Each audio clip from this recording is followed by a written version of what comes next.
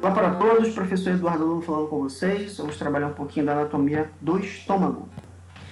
Considerando o estômago um órgão oco cavitário localizado na região abdominal, nas regiões de epigastro e hipocôndrio esquerdo, nós observamos a grande disposição nessa imagem do néter de fibras musculares que o revestem. A primeira disposição de fibras tem um aspecto verticalizado, por isso chamadas de fibras longitudinais, externas. E à medida que a gente vai alcançando camadas mais profundas, nós observamos a camada circular. Tá? Então, camada longitudinal externa, camada circular interna. Algumas peças histológicas é possível identificar, alguns cortes histológicos é possível identificar a disposição ou orientação oblíqua dessas fibras. Tá? Mas, de forma geral, na anatomia se considera fibras ou camada longitudinal externa e camada circular interna.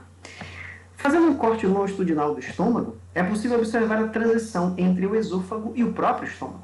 Então, a porção terminal do esôfago, ou terceira parte do esôfago, e o início do estômago, através de uma abertura chamada de ósseo cárdico. Inclusive, tem uma relação muito próxima com uma pequena área de curvatura à esquerda do esôfago, chamada de área ou zona cárdica. Recobrindo o ósseo cárdico, nós temos músculos constritores, considerados músculos esfíncteres.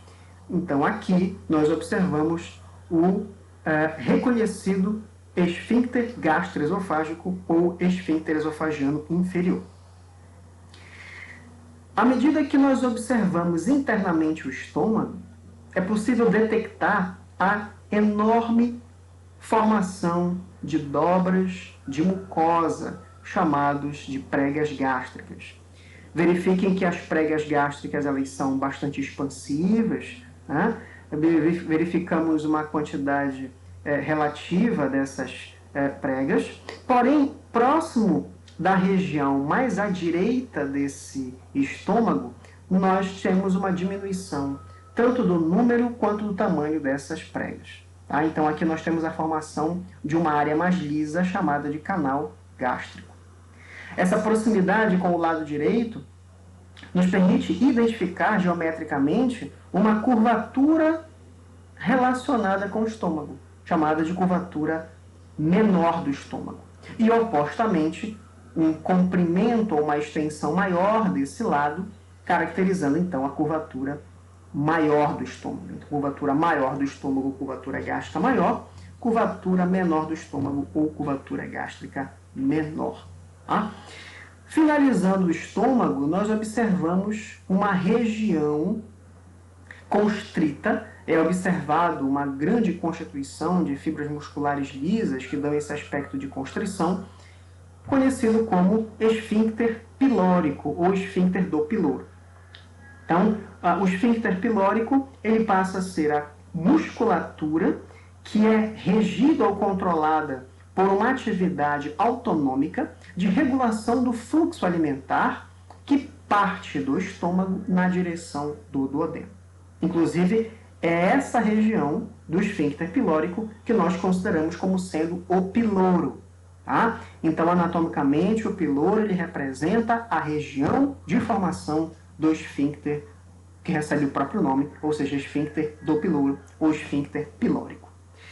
Se nós formos dividir anatomicamente o estômago, agora fica mais fácil, porque esse estômago visualizado de forma mais ampla é formado por uma região superior, considerada fundo, a sua região mais extensa, onde temos a maior quantidade de pregas gástricas por área de estômago, chamado de corpo do estômago, e uma grande zona, uma grande área que vai se relacionar com o piloro, mas que tem uma denominação de antro, tá? Que é o antro pilórico, e terminando o estômago através do piloro.